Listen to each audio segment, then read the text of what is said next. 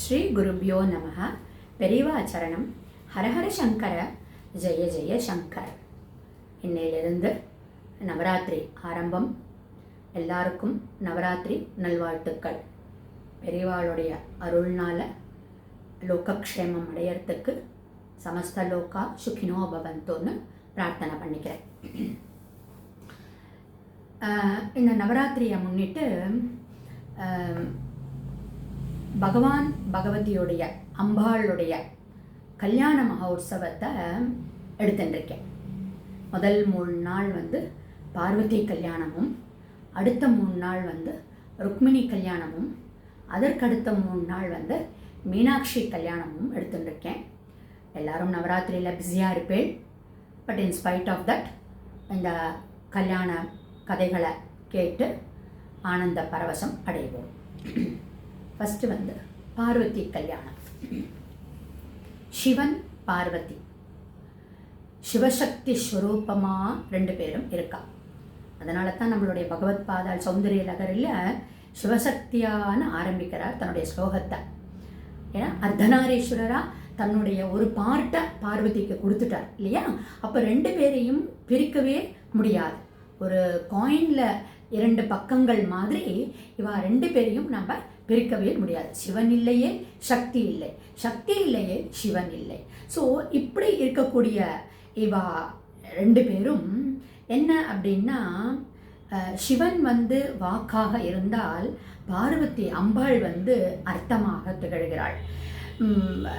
Parvati actually நம்ம நதிகள் எல்லாம் நம்ம என்ன பண்ணுவோம்னா பெண்களாக கன்சிடர் பண்ணுவோம். அதே மாதிரி மலைகள்லாம் புருஷர்களாக நம்ம கன்சிடர் பண்ணுவோம். அப்படி சொல்கிற போச்சு என்ன ஆகுது அப்படின்னா, ஆகாசம் சிவனாவும் பூமி தாய் அம்பாளாவும் நினைக்கிறோம்.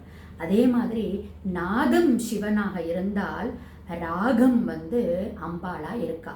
அப்போது இது 2ஐயும் பிரிக்க முடியாத ஒரு சிவசக்தி ஸ்வரூபமாக இருக்கா. அப்படி ஆசுதோஷியாக இருக்கக்கூடிய நம்மளுடைய ஆசைகளுக்கெல்லாம் நிறைவேற்றக்கூடிய என்ன சொல்லுவா, வாகர்த்திவ சம்பிரக்தோ வாகர்த்த பிரதிபத்தியே ஜகதப்பிதரோ வந்தே பார்வதி பரமேஸ்வரம். ஜகத்துக்கெல்லாம் அம்மையும் அப்பாவுமா இருக்கக்கூடிய பார்வதி பரமேஸ்வரர் அவளுடைய கல்யாண கதையை தான் இந்த 3 நாள் நம்ம அனுபவிக்க போகிறோம். என்னன்னா, தக்ஷன் அப்படிங்கிற பிரஜாபதி இருந்தான். நம்மளுக்கு தாக்ஷாயினி கதை தெரியும். இந்த தக்ஷன் பிரஜாபதி இந்த லோக நிர்வாகத்தை பிரம்மாவுக்கு அடுத்தது அவன் தான் பெரியவன் அப்படிங்கிற ஒரு கர்வம் அவனுக்கு ரொம்ப இருந்தது. அவனுடைய பெண்களில் சதிதேவின்னு சொல்லக்கூடிய தாக்ஷாயினி என்ன அப்படின்னா, அதுதான் சொல்லுவா,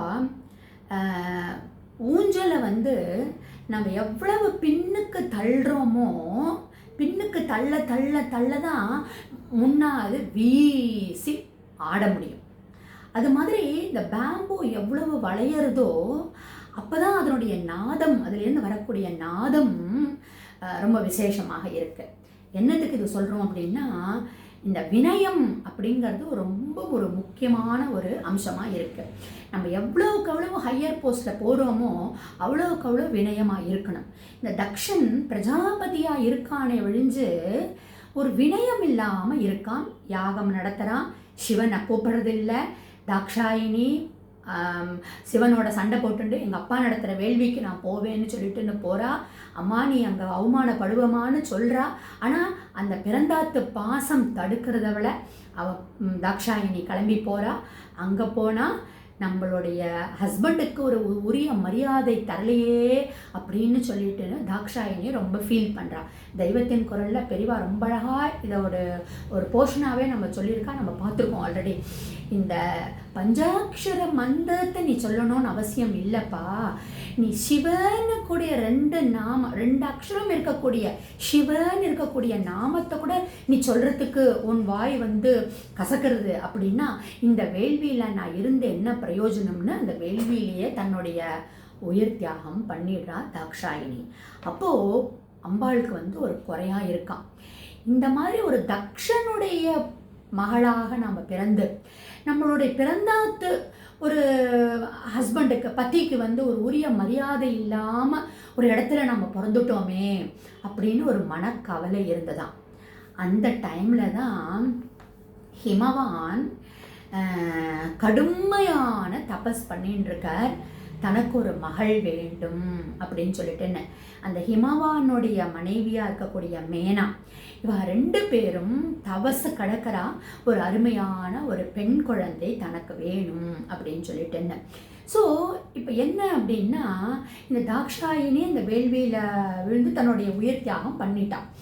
அப்போது அடுத்த அவதாரத்தில் ஒரு நல்ல ஒரு தகப்பனுக்கு ஒரு பெண்ணாக பிறந்து அந்த சிவனை நாம் அடையணும் அப்படிங்கிறது அவளுடைய நோக்கமாக இருந்தது. அதுதான் இப்போ இந்த டைமில் ஹிமவான் தபஸ் பண்ணிட்டு இருக்கார்.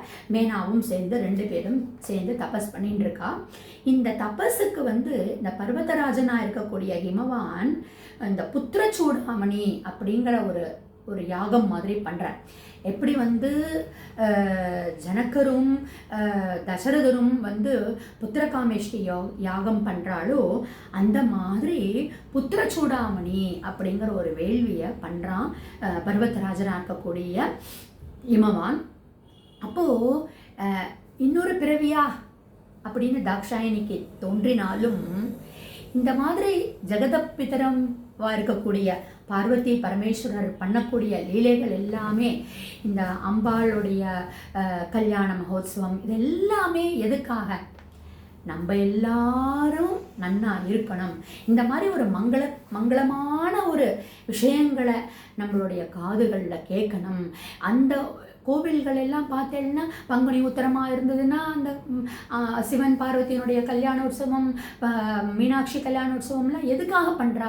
லோகக்ஷேமத்துக்காக. இதை கண்ணால் நம்ம காணணும். இதெல்லாம் இந்த கதைகள் எல்லாம் நம்ம காதால் கேட்டு அனுபவிக்கணும். அதுவும் இல்லாமல் இந்த கன்னிகா தானம், தானங்கள்லே சிறந்தது கன்னிகா தானம். அது எவ்வளவு உயர்ந்தது அப்படிங்கிறது மக்களுக்கு இந்த வேதோத்தமாக ப்ரூவ் பண்ணுறதுக்காகத்தான் இந்த மாதிரி பகவானும் பகவதியும் லீலைகள் ஆடுறா இல்லையா? இப்போ வந்து இந்த ஹிமவான் வந்து தபஸ் பண்ணுறான். இந்த மேனாவும் 2 பேரும் தபஸ் பண்ணுறா. அப்போது ஒரு லாவண்யமான ஒரு குழந்தை வந்து தாமரை தடாகத்தில் அவளுக்கு கண்ணில் தென்படுறது. என்ன நடக்கிறது நாளை தொடர்ந்து நம்ம